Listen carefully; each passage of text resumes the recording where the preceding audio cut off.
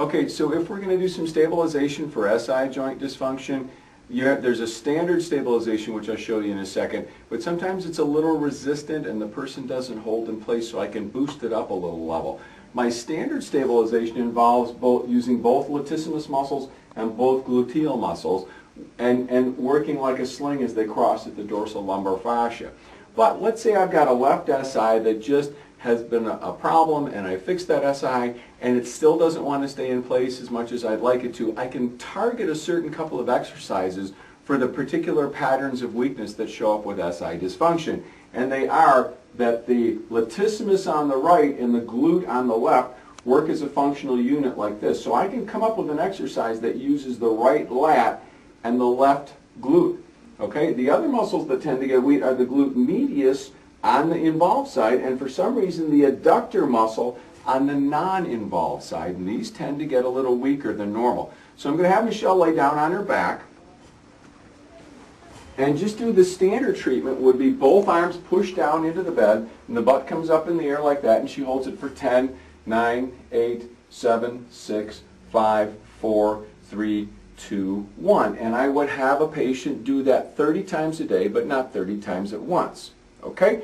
But if I want to target a little bit more on the left glute and the right lat, I'll actually have her cross this leg over. So now when she lifts, she's lifting with her left glute a little bit more. And then using her right lat, she'll actually pull the left arm out of the way so it's not being used. And she pushes down here. So now she goes up and she's using a little bit more of her left glute and a little bit more of her right lat. And she'll hold that for 10, 9, 8, 7, 6, 5, 4, 3, 2, 1, and I'll have her do it just like that 30 times a day, but again, not 30 times at once.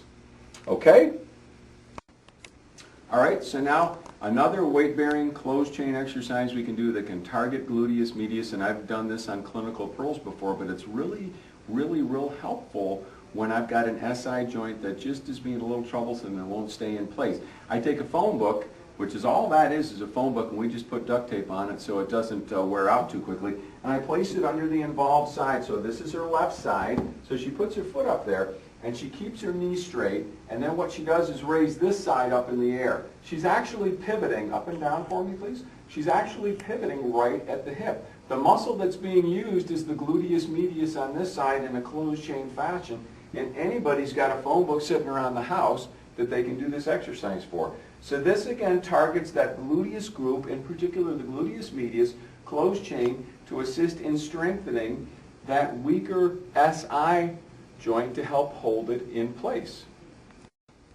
Another great way to help stabilize this particular SI joint dysfunction is to target again the gluteus medius muscle as an abductor and the opposing or contralateral adductor. So that would be this gluteus medius and this adductor right here. And a great way to do that is with a pulley weight.